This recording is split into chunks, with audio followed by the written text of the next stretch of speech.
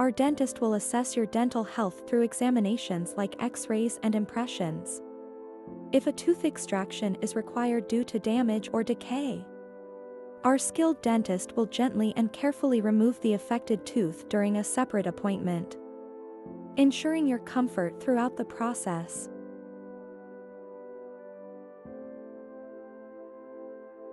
The next step involves the insertion of titanium screws into your jawbone, serving as sturdy anchors for prosthetic teeth.